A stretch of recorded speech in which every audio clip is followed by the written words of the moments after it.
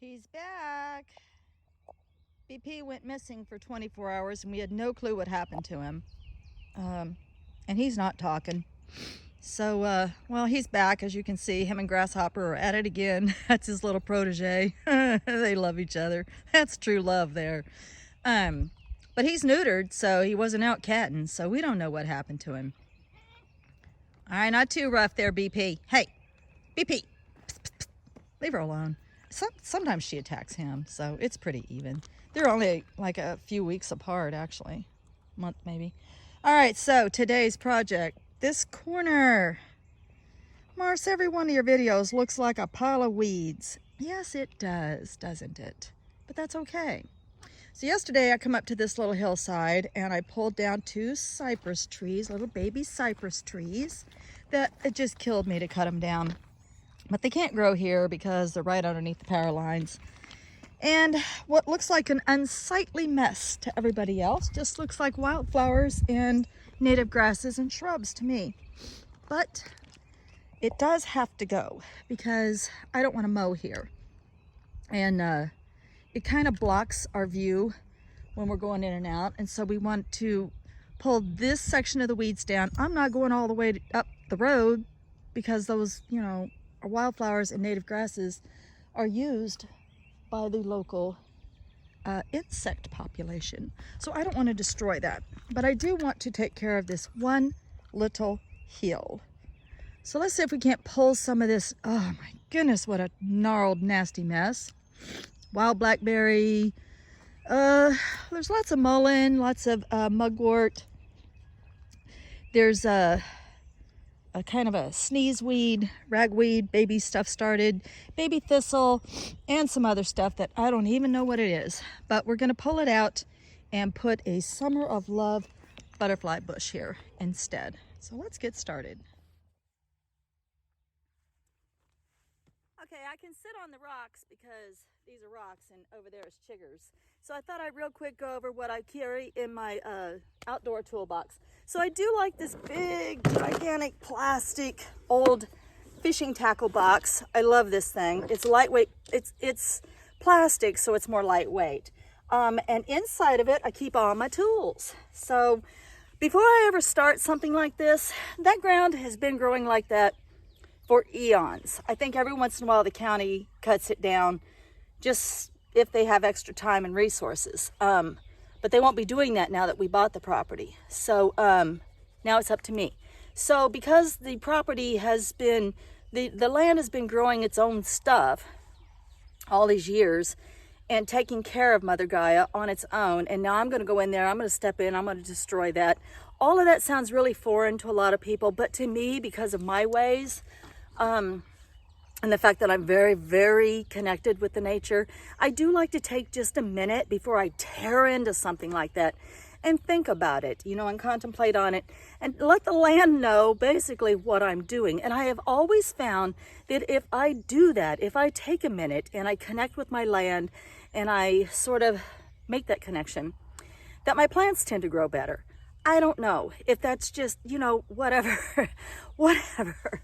So, but it's what I do. Okay, so usually what I do is I just burn a little incense and sit in quiet contemplation before I get started. So I do that. I also carry my chapstick. I make it myself.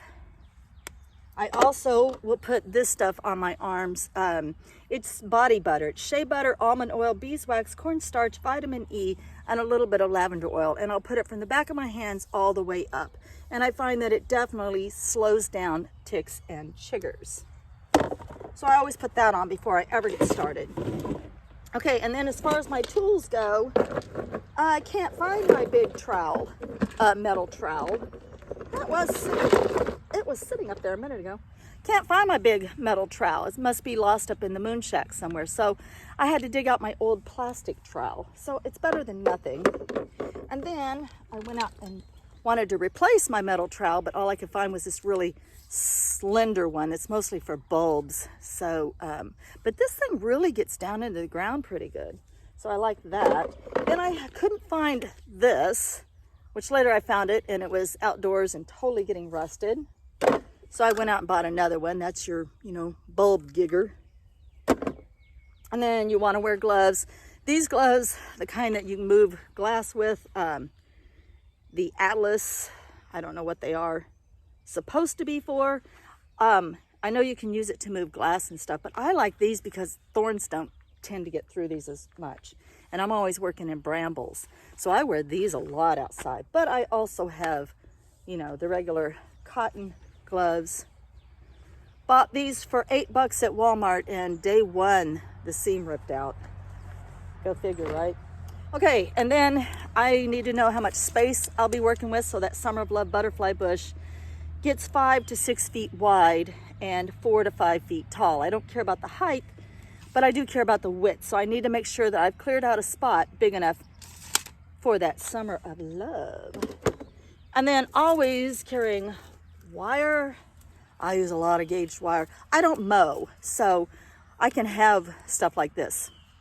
And wire cutters. What I mean by that is if you lose a little piece of this and you hit it with a mower or even a weed eater, it can be dangerous. So I don't mow, so I don't worry about it. A pair of pliers. You just never know when you need a pair of pliers. And then weed snippers. You need your temporary tags and a marker, a couple markers, and then what a reach. Your fork. What's this thing called? I don't know, whatever this thing's called for scraping, you know. A sharp knife. And finally, your snippers. I use Friskers. I don't like these though. I need to find another pair because these, let me see if I can figure it out. They pinch my finger. This handle part here is really long, and no matter what, I seem like I always get my fingers pinched with these. So I'm on the lookout for another pair. I just simply don't like the way these react in my hands. Then I'll be using a small shovel, a large pair of loppers, and a heavy-duty rake.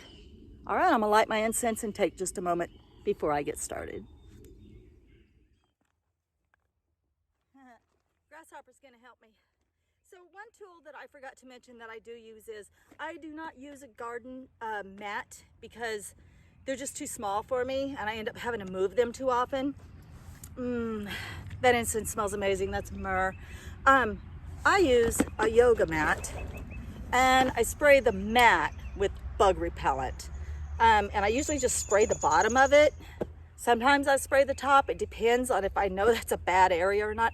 I just don't like spraying this directly on my body unless I know that I need it. If I'm going to go ATV riding and be in the woods all day, I will, of course. But if I can spray it on something else and then sit on that thing, I will use that instead. Okay, before I go any further, I do want to mention that because I was here when the electricity was put in, I know exactly where my power cables are. And even though I know how far down they are, and this wouldn't go that far down, I still would not dig over the area where my power lines are. So I know where mine are. So make sure, of course, you know, common sense, you know where yours are. Also, I'm finding an incredible amount of little ferns growing here, and I'm trying to debate whether to leave them or move them, and I'm kind of leaning towards leaving them because I think ferns growing underneath the butterfly bush would be really beneficial for the insects. Okay, so now it's much more under control. To me, it's just like combing out a gnarly mess, and then I can get in there and see what's actually growing.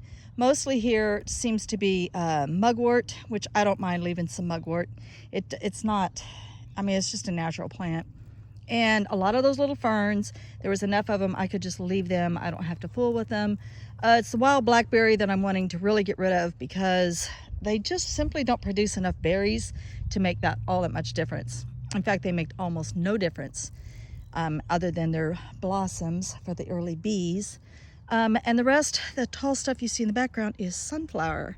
So that's gonna stay. And then there's one tree that has to be cut down with a chainsaw and 5 toughies that I have to dig out, and then I can plant. What a difference an hour makes. Okay, I pulled out 5 toughies. And by toughies, I'm talking about these guys. So I get as much of it as I can, and then I dig down and get as much of the taproot as I can. And this guy's a toughie. Oh, there's a tree over there that I want out, but he's too big. I can't do him by myself. He's gonna have to be chainsawed. Okay, the nice thing about pulling out toughies, oh, before I forget, the tool I use is just your everyday average mattock. That just seems to work the best for me. And then I use it in combination with shovel, trowel, this guy, the snips, and the loppers. And then I end up getting the toughies out. But I was gonna say, the nice thing about it is it leaves a nice hole. So that's where my butterfly bush is gonna go. It's already a hole. And then the little ferns that did get dug up that I want to save, I just threw them in water to keep them fresh, like you would your strawberries. And I'm gonna plant those around the front and let those continue to grow out here, if they will, now that I've changed the canopy. Okay, I'll show you. There's not much else to see. I'm just gonna put my butterfly shrub in the ground, but you can see what a difference that made. And as far as mulching, I may or may not. It depends on how fast any of this grows back. Now I pulled everything up by the roots around it. And then of course, now I can come out here and I can weed eat, trim, whatever I gotta do to get the rest of this under control away from it.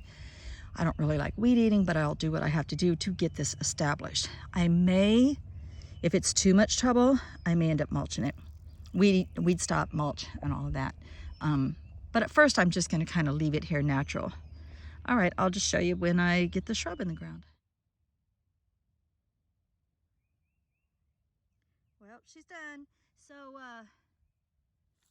what it is now is sort of organized nature. Before it was sort of chaotic nature, and now it's organized nature. So what my hope is, and I will have to, I'll have to see if it needs to be mulched. I'm hoping it doesn't. It might possibly. It's probably about a 70% chance it needs to be mulched, but we'll see. So what I'm hoping for is to renaturalize it by planting those ferns back in their same spot. They were growing here before, of course, with more canopy. So I put all the baby ferns back, and then behind that's going to be the Summer of Love butterfly shrub. Behind that is, I left its natural mugwort. And then one step higher, out really close to the road, is native sunflowers. So we'll see how it turns out. All right, you guys, thanks for sticking with me through this. I can't wait to see what this looks like in about a year, year and a half. But this time next summer, not this summer, but this time next summer, I imagine this is going to be really beautiful up here. I'm going to go inside, wash my face just in case I made any contact with anything poisonous, and get ready to go get my hundreds of babies tomorrow. Can't wait to take y'all along and show you what those babies are. All right, you guys, love and light, happy gardening, blessed be.